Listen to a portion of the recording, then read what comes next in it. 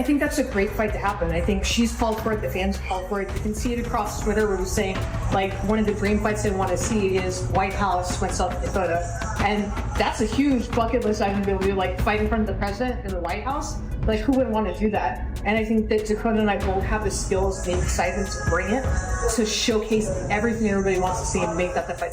Dakota just received a F*** King bombshell from Liz Carmouche. After winning the 2025 PFL tournament, the seasoned pioneer isn't calling out easy bouts. Instead, she's going directly after the monster. In her own words, too. Her arrival is part of Break Dakota's hype train. If I think I maybe pick my next opponent, probably Dakota. Liz didn't hesitate to stand boldly after winning the event. She called out Dakota Ditcheva, the unbeaten violent Cinderella herself. "Fans want this fight," she remarked. She will demonstrate that no hype is invincible in this clash, which is exactly what the PFL needs. Let's be honest, Dakota Ditcheva appears untouchable, which is one of the reasons this is a surprise. Amanda Nunes-level brutality and Anderson Silva knees are being used to destroy opponents. No one has been able to endure. No one has managed to survive. They even acknowledged that Dakota ended my career. Thus, it was Liz Carmouche, a 40-year-old trailblazer who said, "I'll break the hype," that goes beyond confidence. That is either legendary bravery or lunacy. Liz Carmouche, a trailblazer, a survivor, a former Bellator champion, a UFC title contender, and a recent PFL tournament winner, is on one side. She has faced assassins, fought in wars, and survived.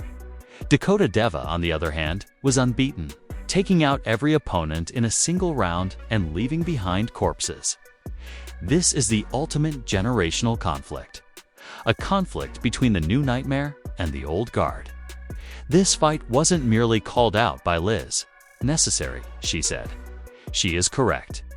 There is no need for filler bouts in the PFL women's flyweight division. Mismatches are not necessary. It requires the bloodiest, most significant battle they can arrange. And that's Ditcheva versus Carmouche. Unbeaten versus veteran. Rising monster versus legend. Anything less seems meaningless. This struggle is scary for the following reasons. Because Liz Carmouche is giving Dakota her legacy on a silver platter if she loses. She is the first woman to derail the hype train. Though, if she prevails. The first female to demonstrate that Dakota Ditcheva is not unbeatable. In either case, a person's career is irrevocably altered. Remember that the UFC is watching. Amanda Nunes recently retired, according to Dana White. He just saw Valentina Shevchenko and Alexa Grasso battled to a draw. Dakota Ditcheva is killing every PFL member over here in the meantime. In the event that Carmouche defeats her, the UFC division is safe. However, Dana White's divisions among women are formally _ if Dakota destroys Liz Carm the same way she has destroyed everyone else. Liz Carmouche has revealed something shocking. Dakota Ditcheva is what she desires. "I'll break the hype," she says. Here's the question though. Is this the start of her downfall or the most courageous call out of her career? Because no one lives when you put Dakota Ditcheva in the cage. Headline, I think that'd be amazing. I think when Dakota's healthy, I would love a chance to be able to fight Dakota. One of the dream fights they want to see is White House, myself, and Dakota. And that's a huge bucket list item to be able to do, like fight in front of the president in the White House. Like, who wouldn't want to do that? And I think that Dakota and I both have the skills and the excitement to bring it, to showcase everything everybody wants to see and make that the fight people see. She could start asserting some dominance on this round, in my opinion. Oh, Bishop's in bad trouble. Here comes the headlessness. And Liz Carmouche pounds out a world tournament victory. At the 9th PFL World Tournament, Liz Carmouche just dropped a _bombshell. The 41-year-old veteran took the mic after her vicious TKO victory and called out the PFL's unbeaten Golden Queen, Dakota Ditcheva. She continued after that. in order to compete in a super fight versus Dakota at 135 pounds. Carmouche insisted that the PFL create a brand new women's bantamweight class. This is enormous. A 41-year-old legend criticizing the unbeaten PFL player that everyone believes is MMA's future for women. Let's examine what transpired inside the cage first. Carmouche and Gina Bishop went to battle. Even though it wasn't easy in the beginning, Bishop almost tapped her with several submissions. Liz did what legends do and dug deep. In round 3, she dropped Bishop like a stone, used a nasty counter left hook to fracture her, and ended with ground and pound, in addition to winning the 2025 PFL Women's Flyweight Tournament. Carmouche received a fat $500,000 prize check for her performance. The weird part comes next. Liz, who is 41 years old, has won 3 straight titles, is 12-1 since leaving the UFC, and continues to add titles to her CV. But the MMA world wasn't rocked by the knockout. The cryout was it. Liz stated unequivocally her desire for the PFL, to establish a bantamweight division, weighing 135 pounds. And who would she like to battle for the first time? Disha_Dakota. Consider this. Carmouche was the final Bellator flyweight champion, a former UFC title challenger, and a recent PFL tournament victor. The best of her generation has already been defeated by her. She's going after Dakota, the next big thing, rather than coasting.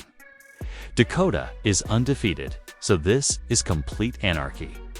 12-0 is being hailed as Valentina Shevchenko's PFL counterpart. The controversy starts at this point. Despite being 41 years old, Carmouche is having one of her best career runs. Dakota, on the other hand, is at the height of her abilities as a striker, and her highlight reel knockouts have fans drawing comparisons between her and Valentina and Amanda Nunes. Does Liz intend to feed the younger lion, or is she after greatness? Has really gotten behind your teammate Dakota Ditcheva. First off, what do you think of her performances so far this year? Oh, she's a killer. She's a killer. She's the future of MMA, and I think that she's only getting better. She's young, she's hungry, she's disciplined, she's motivated. She's got a good head on her shoulders. Additionally, keep in mind that Kayla Harrison previously stated that Dakota would murder Valentina Shevchenko in 15 seconds. Karas is now essentially offering to put himself in that situation. The women's game might be redefined if this bout takes place at 135. Yet, it could also quickly get ugly. Remember that Liz Carmouche is already blazing a trail. The first female combatant versus former Bellator champion Ronda Rousey, who had 3 title defenses. In the UFC back in 2013, the winner of a PFL event currently has $500,000 in the bank. She has battled the legends. Calling out Dakota, however, demonstrates that she is not only reliving the past, her goal is to destroy the future. It's a legacy discussion. It's goat speak. However, this is also a gift for Dakota. Imagine taking on Carmouche as the main attraction, defeating her, and establishing herself as the leader of the PFL women's divisions. After Liz Carmouche's shocking revelation at PFL World Tournament 9, Dakota Ditcheva is now in control. PFL allow this 135-pound super fight. Will Karas and Dakota take up the challenge? When does a legendary run finally run into an unbeaten monster's brick wall? There's no denying that this is the war that no one anticipated, but that everyone is suddenly eager to witness. Leave your comments below. Will Dakota run her over like everyone else? Or does Liz Carmouche have a chance? Because this story is only going to grow more bizarre. Be sure to like, subscribe, and keep checking back. Dakota Give Up Freaking Eva recently revealed something that no one had anticipated. After another decisive victory, crying in the cage wasn't joy either. It was annoying. It hurt. It served as a warning to the UFC as well. I'm at a loss. look up to her a lot. I still want to be in her position and be able to beat someone like her. Legacy versus legacy to be is what this is. One of the most versatile fighters in MMA history is Valentine. She downloads your game in real time, reads opponent's code, and takes advantage of the first defect. She discovers Dakota. Her unconventional rhythmic striking has the potential to get Valentina off early. Switch kicks from strange angles, long knees, and feints. This is when Reggie becomes genuine. Though more 5-round reps are still needed by Dakota. She can slow down a bit. The queen of championship round adjustments is Valentina. Even so, picture a perfectly tuned Dakota with championship caliber cardio and refined counter wrestling. It wouldn't just be an upset if she defeated Shevchenko, especially by spectacular knockout. It would instantly make Dakota a household name and make her overnight. It became a household name. We're discussing worldwide endorsements, late night, appearances, and other things. Everyone is waiting for the rocket ship moment. Additionally, it would permanently ink her GOAT application. Music claps Dakota Ditcheva. 15 victories, 0 defeats. One of MMA's most thrilling, unbeaten killers. She basically used style, strength, and total control to defeat Sumiko Inaba in PFL Africa. Dakota, meanwhile, was crying rather than celebrating. I believe my left hand is hurt. Being hurt again after being out for so long makes me even more devastated. It was evident in her eyes. Dakota broke inside instead of just breaking her hand. This was meant to be her moment, her comeback. Rather, she is left with pain, a broken hand, and additional time spent in the hospital. Let's also discuss the facts. In the UFC, fans have been pleading for Dakota. She is the violent Cinderella who can save the entire women's division. According to Laura Senko, however, it appears that the UFC was recently abandoned. Come back, what are you looking forward to? I mean, I have just re-signed with PFL. We've come to a great... Yes, exactly. She didn't abandon her ship. She intensified her efforts. In what she describes as a great agreement, Dakota recently resigned from the PFL, real knockouts, and no octagon debut. However, are highlighted by what some fans are calling a lopsided 15-0 global fan base. Is money or loyalty at stake? Here, did PFL support the BRINK's vehicle, or is the UFC ignoring her? About as she said, like, she's not a complete fighter, is she? I'm not a complete fighter. She definitely isn't either, so, but whatever. Not to mention that in November 20,124, Dakota destroyed Tyler Santos. As if she didn't belong, a UFC veteran was knocked out. After that, she was injured and went missing for months.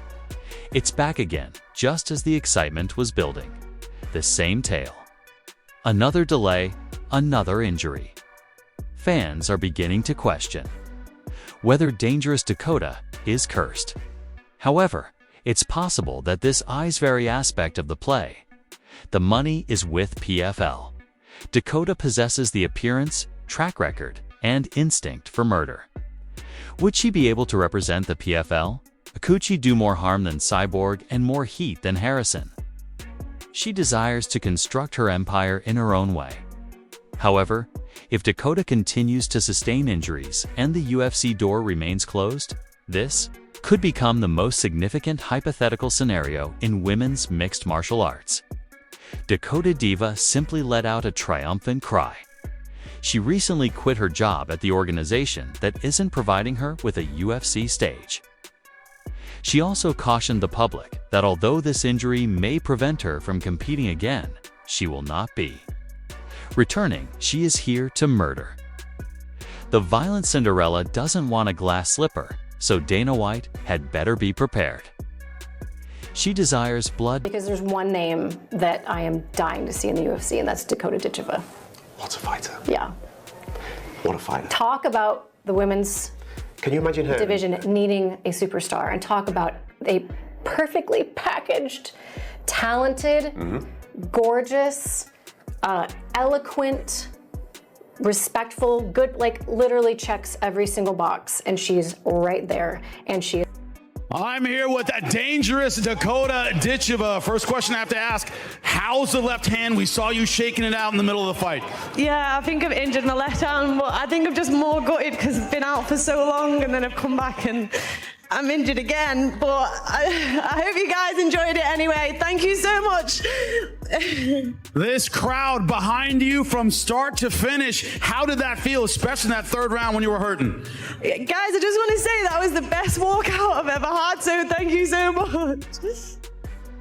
Before we get you in the back, I have to know, what does the future hold for you? I know you have to heal up, but when you come back, what are you looking forward to?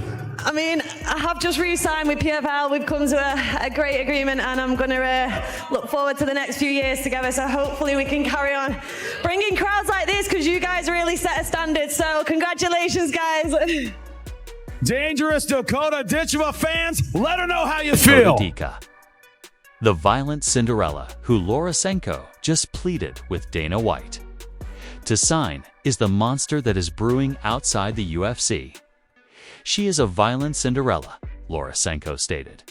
As soon as you can, take her to the UFC. It's not hype. This is a serious warning to all of the women that compete in the UFC. Not only is Dakota Ditcheva unbeaten, she is unharmed. 10-0 completion. She's not even in the UFC yet. Yet opponents act as though it's personal. Dakota is quietly establishing an empire in the PFL and killing everything that stands in her way, while UFC fans are begging for a breakout female star. One of the most well-known and respected personalities in mixed martial arts, Laura Senko simply sparked the fire on camera. No filter. She also failed to mention a UFC celebrity. Dakota Ditcheva was her choice. That's enormous. Senko Laura. It's Dakota Ditcheva for me. She is Cinderella, but violent. The UFC women's roster would suffer greatly from that comment alone. You have issues when your own team claims that your top player isn't even signed. Why, therefore, has Dakota not signed the agreement? Simple. She's too intelligent. She is aware of her worth and isn't entering into a bad UFC contract, only to gain attention. You have the chance to cross-remote with them.